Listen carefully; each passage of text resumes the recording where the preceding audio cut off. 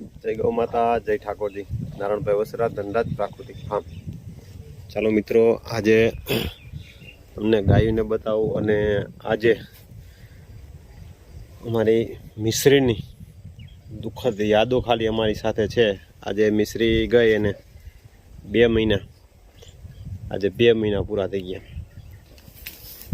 અમને એમ નથી લાગતું કે ગઈ છે, માન્યમાં નથી આવતું. એનું કારણ એ છે કેમ કે એનું ખોજ પણ એનું કલ્પના ન કરી શકાય એ બધી યાદો. દૂધમાં ખોજ પણ, લોંગ ટાઈમ એનું દૂધ, બધી જ ઘણી બધી એવી યાદો છે. તો આજે મિશ્રી વહી ગઈ અને કાલ સવારની વાત છે, 2 મહિના પૂરા થઈ ગયા.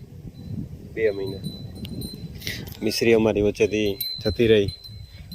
આજે અમારા ગૌધનમાં ક્યાંક ને ક્યાંક ખોટ એની દેખાતી હોય. કેમ કે સારી સારી ગાયું ઘેરામાં દેખાતી હોય તો 2-4 ગાયું નબળી હોય ને ઢાંકી દે, પણ ઘેરાનું નંગ હોય એ જ વહી જાય તો શું થાય? અત્યારે હવે આપણી આ સોનલ છે, હવે થોડાક દિવસમાં વેતર ઉપર આવશે. કેમ કે આમ જોતા બધા એના હાવભાવ જોતા એવું લાગે છે આમ આવ થોડુંક ઉતાર્યું છે, લીલું કર્યું છે. આવ પેટે ચલી ગઈ છે. અહીંથી થોડીક આમ નહીમી એવું લાગે છે, કામ્યું. એટલે હવે ટૂંક સમયમાં સોનલ આપશે બચ્ચું અને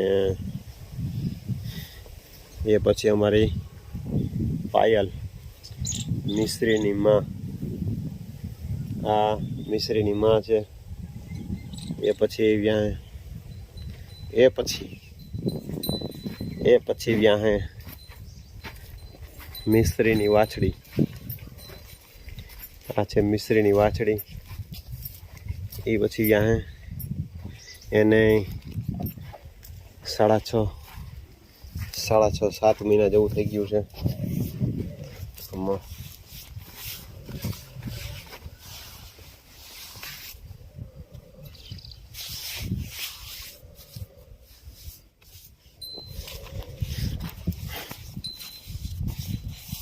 થોડુંક આવ લીલું કરીએ વિશે આચરને છૂટા પડ્યા છે. એ પછી અમારી સરજુ ત્યાં સરજુ અમારી સરસ્વતીની વાછડી છે. કમનસીબે અમારા આ વર્ષે 2 જેવી ગયા. આ વર્ષે સરજુને સરસ મજાની વાછડી આવી હતી, સેમ રુદ્ર જેવી, પણ બધી જ રીતે કમ્પ્લીટ ઓકે હતી. પણ એના ધબકારા વધારે હતા. બીજા નંબરમાં ઊભી જાજી ઘણી નહોતી રહી હતી. તો એ પણ અમારી વચ્ચેથી જતી રહી અને 2 મિશ્રી અને સરસ્વતીની વાછડી, સરજુની બેન. અને આ અમારી મિશ્રીની બેન છે, મોહનની વાછડી અને પાયલની વાછડી. મોહનાનો બાપ છે. એટલે આ વર્ષે આપણે 2 ગાઉની ખોટ પડી. એક અમારી આ સરજુની બેન જતી રહી, સરસ્વતીની વાછડી, અને એક અમારી મિશ્રી છે. અને ગૌશાળામાં આવી એટલે ખંજવાળવા સારું થઈને રુદ્ર ને ભદ્ર એમ બીજું કામ હોય, જેમણા જાય એમણા વાહે ફર્યા રાખે.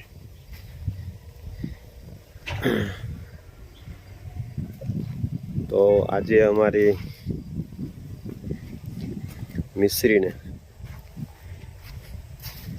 2 મહિના પૂરા થઈ ગયા અમને છોડીને જતી રહી. ચાલો નવા વિડીયો સાથે મળશું. જય ગૌ માતા.